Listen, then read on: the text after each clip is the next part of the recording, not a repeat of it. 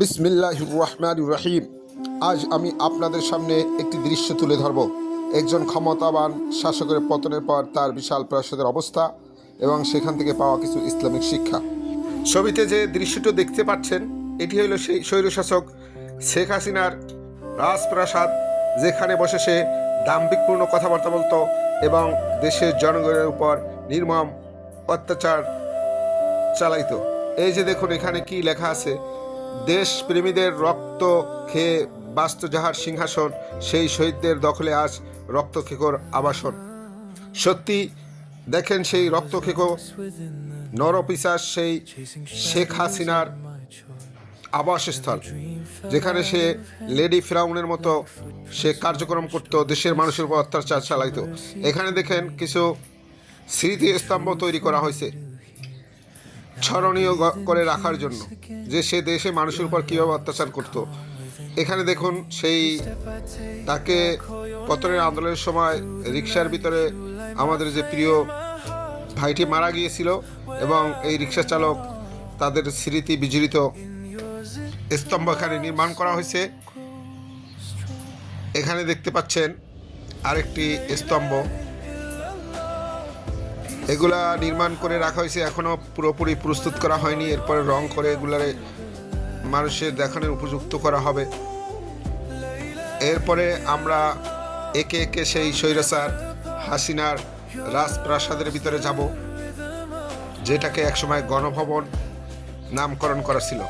এখন এটার নাম হয়েছে জুলাই স্মৃতি জাদুঘর, জুলাই গণ অভ্যুত্থান স্মৃতি জাদুঘর। আমি এখানে গিয়েছিলাম, তাই এখান থেকে কিছু দৃশ্য এবং তার রাজপ্রাসাদের বর্তমান অবস্থা কি আছে সেটা দেখাবো। এখানে দেখেন, ঢোকার সময় বাম পাশের দরজায় লেখা ছাত্রলীগ মানে জারস সন্তান, বড় করে লেখা আছে। এই হলো তার প্রাসাদের ভিতরের দৃশ্য। দেখুন, এখানে যারা শহীদ হয়েছিল তাদের অনেক স্মৃতি, তাদের নিয়ে অনেক লেখালেখি এই দেয়ালে বড় করে লেখা আছে, যেটা আমি ওখানে দাঁড়িয়ে ভিডিও করেছিলাম, আপনাদের দেখাবো করে। শুধু বন্ধুরা, এখন আপনারা যে স্থানটি দেখতে পাচ্ছেন, এটা হলো সেই স্বৈরাচার শেখ হাসিনার গণভবনের ভিতরের দেয়াল লিখন এবং অনেক স্মৃতি বিজড়িত ছবিগুলো। যে ভাইগুলো শহীদ হয়েছিলেন তাদের মায়েদের বা তাদের ফ্যামিলির বর্তমান অবস্থার কিছু দৃশ্য এখানে তুলে ধরা হয়েছে। এখানে দেখুন যে যারা মারা গেছে তাদের পরিবার, তাদের মায়ের যে আকুতি, সেগুলো এই দেয়ালে ফুটিয়ে তোলা হয়েছে। আপনারা দেখতে থাকুন।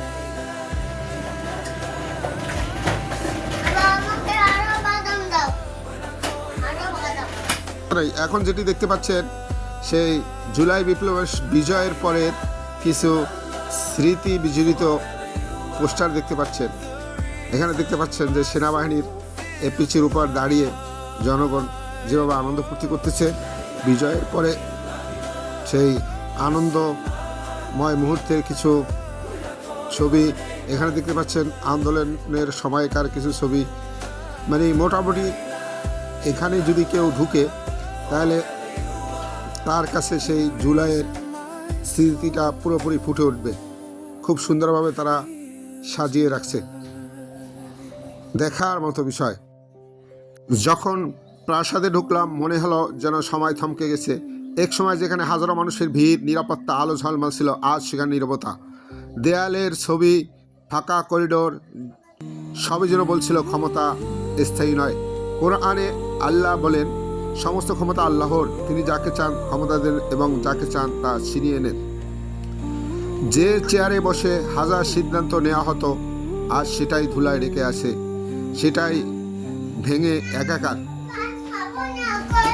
এক সময় এখান থেকেই কত মানুষকে শাসন করা হতো, কিন্তু আজ এ চেয়ারের কোনো মূল্য নেই। রাসূলুল্লাহ সাল্লাল্লাহু আলাইহি ওয়াসাল্লাম বলছেন, দুনিয়া হলো পাকাপাকি নয়, সাময়িক থাকার জায়গা।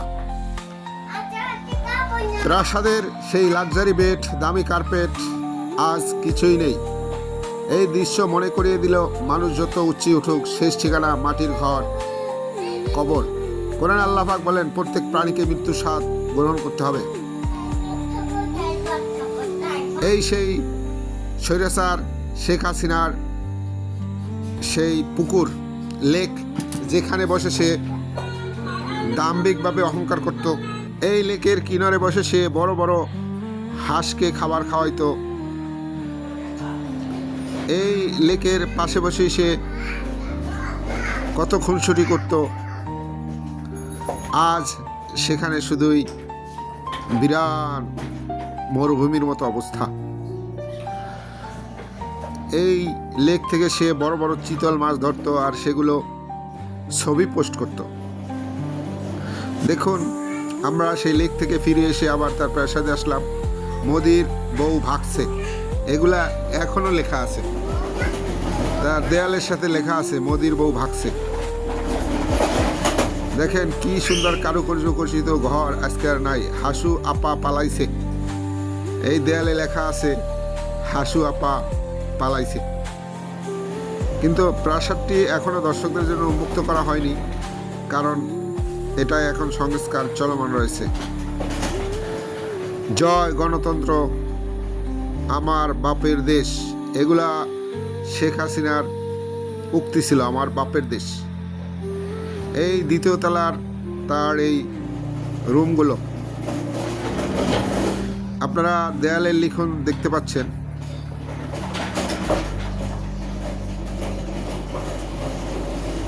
যেগুলো বিজয়ের পরে আমাদের সংগ্রামী ছাত্র ভাইয়েরা, ছাত্র জনতা লিখেছিল। এখানে তার প্রাসাদগুলো একসময় কত জৌলসপূর্ণ ছিল, কত লোকের আনাগোনা ছিল, আজ তাদের অস্তিত্বও নাই। এই বাথটাবে কত লোক একসময় হুড়মুড়িয়ে গোসল করার জন্য এগিয়ে আসতো, আজ সেগুলো পড়ে আছে ধুলোমলিন ভাঙ্গা অবস্থায়, শেষেতে অবস্থায়। এর থেকে আমরা শিক্ষা নিতে পারি যে দুনিয়ায় কেউ চিরস্থায়ী না। একসময় নমরুদ, ফিরআউন, হিটলার, বড় বড় যারা দাঙ্গাবাজ ছিল, তাদেরও এই পৃথিবীর স্থান দেয়নি। এই পৃথিবী এমনই একটা জায়গা, এখানে যদি আপনি ন্যায়পরায়ণ হন, আপনাকে আজীবন মনে রাখা হবে। এখানে যদি আপনি দাম্ভিক অহংকার হন, জালিম হন, আপনাকে এই পৃথিবী কখনই স্থান দিবে না। এটা হলো জালিম হাসিনার প্রাসাদের বাহিরের অংশ। আপনারা দেখতে পাচ্ছেন আমি সেই তার প্রাসাদের লাগোয়া যে ছোট ছোট ঘরগুলো আছে, সেখানে গিয়েছিলাম। অনেকে বলে এই এলাকায় নাকি কিছু আয়নাঘর আছে, যেখানে প্রতিদ্বন্দ্বীদের নিয়ে এসে নির্যাতন করা হতো, অত্যাচার করা হতো। আমাকে একজন বললেন যে এখানে কিছু আয়নাঘর আছে, দেখে যাই। এটা কথিত কথা।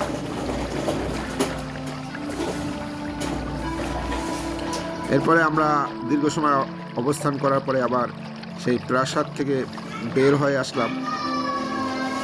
এই দেখেন সেই প্রাসাদ, এখানে বসেই সে মানুষের উপর জুলুম অত্যাচার করত। আল্লাহ তাআলা আমাদেরকে এর থেকে যেন শিক্ষা অর্জন করতে পারে সেই তৌফিক দান করুন। আর আমার চ্যানেলটিকে সাবস্ক্রাইব করে রাখুন।